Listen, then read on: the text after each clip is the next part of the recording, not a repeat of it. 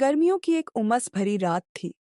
अंधेरा इतना गहरा था कि हाथ को हाथ साफ नहीं दिख रहा था। छोटे से गांव बरसालपुर में सन्नाटा पसरा हुआ था, सिवाय एक टूटी हुई साइकिल के पहिए की चरचराहट के। वह साइकिल बिना किसी सवार के धीरे धीरे चल रही थी, मानो कोई अदृश्य शक्ति उसे धकेल रही हो। अरे, ये साइकिल यहां कैसे आ गई? राहुल ने अपने दोस्त से पूछा जब उन्होंने गांव के खंडहर मंदिर के पास खड़ी हुई पुरानी साइकिल देखी। भाग यहां से राहुल, ये वही साइकिल है जिसके बारे में बुजुर्ग कहानियां सुनाते हैं। उसका दोस्त डर से कांपते हुए बोला। साइकिल का इतिहास डरावना था। कई साल पहले मोनू नाम का एक लड़का इसी साइकिल पर सवार होकर गांव की संकरी गलियों से गुजर रहा था। अचानक साइकिल का ब्रेक फेल हो गया और वह एक खाई में गिरकर मर गया। लेकिन मोनू की आत्मा शांत नहीं हुई। उसकी रूह उस साइकिल से जुड़ गई। कोई भी मेरी साइकिल को छू नहीं सकता। जिसने भी कोशिश की वह कभी वापस नहीं आया। राहुल ने चेतावनी को नजरअंदाज कर दिया। उसने साइकिल की सीट पर हाथ रखा। तभी ये क्या? साइकिल खुद चल रही है। हेल्प! कोई मुझे बचाओ! साइकिल साइकिल तेजी से भागने लगी, राहुल को एक अंधेरी सुरंग की ओर ले जाती हुई, जहां से कोई वापस नहीं आया था। अगली सुबह गांव वालों ने राहुल को नहीं पाया। बस उसकी चीखों की गूंज रात भर हवा में तैरती रही। और साइकिल, वह फिर से उसी खंडहर मंदिर के पास खड़ी थी, मानो किसी नए शिकार का इंतजार कर रही हो। मोनू भूत की साइकिल कभी नहीं रुकती और न ही उसका शिकार कभी बच पाता है। सुबह की पहली किरण ने जब बरसालपुर गांव को छुआ, तो राहुल का घर सन्नाटे में डूबा था।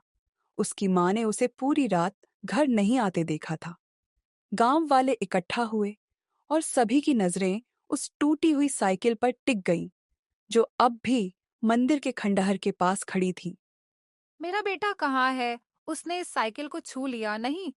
मैंने उसे मना किया था। अगर मोनू की साइकिल ने उसे उठा लिया है तो वह कभी वापस नहीं आएगा।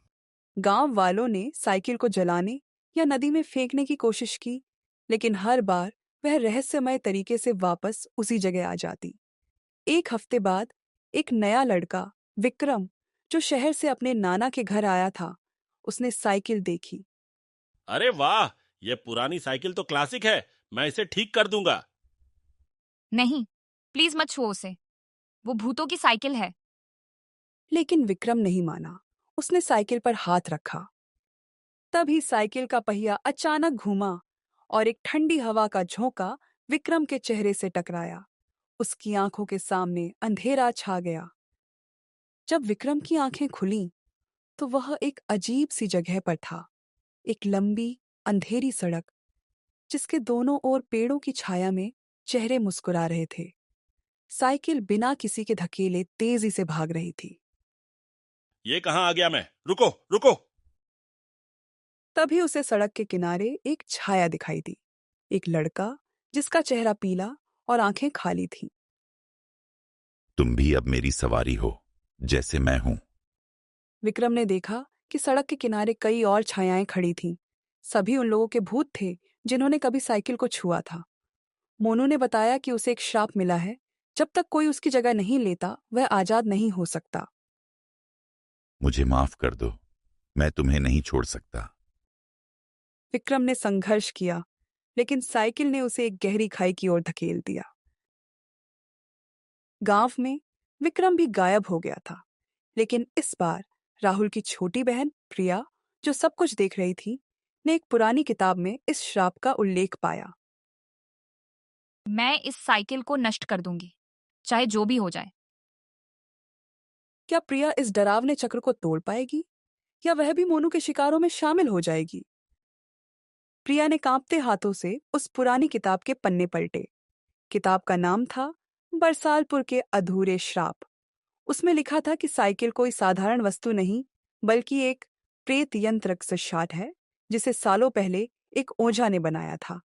यह हर 10 साल में एक नई आत्मा की मांग करती है, वरना पूरा गांव अभिशप्त हो जाएगा। अगले पूर्णिमा की रात साइकिल फिर किसी को ले जाएगी। तभी उसकी नजर खिड़की से बाहर पड़ी। साइकिल अब मंदिर के खंडहर से गायब थी। प्रिया ने दौड़कर बाहर देखा। साइकिल अपने आप चलती हुई गांव की ओर बढ़ रही थी। उसके पीछे पीछे 3 छायाएं, राहुल, विक्रम और मोनू हवा में तैर रही थीं। गांव के कुत्ते भौंकने लगे और चमगादड़ों का झुंड आकाश में घूम गया। बच्चों, अंदर आ जाओ। ये वो रात है जब मृतक जीवितों से मिलने आते हैं। प्रिया ने एक लाल रंग का धागा, ताबीज, हाथ में बांधा और साइकिल की ओर भागी। जैसे ही प्रिया ने साइकिल के हैंडल पकड़े, उसकी सांसें जम गईं। उसे लगा जैसे कोई उसकी कलाई को खींच रही हो।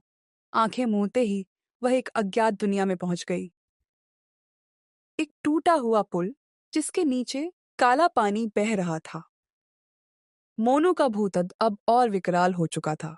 उसकी आंखों से खून बह रहा था। तुम्हारी बारी है प्रिया, या फिर तुम किसी और को भेजोगी? प्रिया ने देखा, साइकिल की सीट के नीचे एक पीली पन्नी चिपकी थी। उस पर संस्कृत में लिखा था, जो इस यंत्र को छुएगा वह इसका हिस्सा बन जाएगा।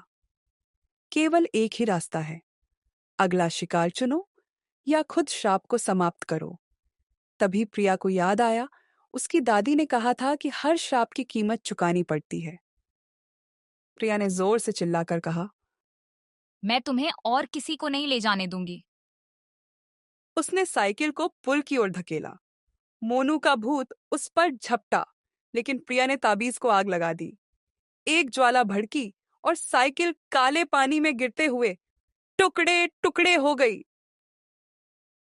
गांव वालों ने प्रिया को बेहोश पाया।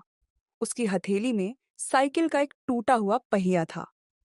मंदिर के खंडहर के पास अब कोई साइकिल नहीं थी, लेकिन मेरा बेटा कहाँ है?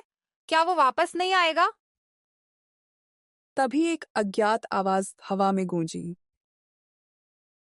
श्राप खत्म नहीं हुआ, बस स्थानांतरित हुआ है। प्रिया ने जब आंखें खोलीं, तो उसने देखा उसके कमरे की दीवार पर साइकिल का निशान बना था और उसकी छाया अब अकेली नहीं थी। ये खत्म नहीं हुआ, ये सिर्फ शुरुआत है।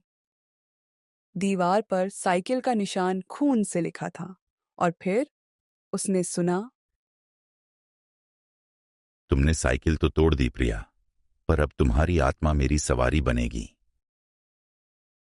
नहीं, मैं तुम्हें और किसी को नहीं ले जाने दूंगी।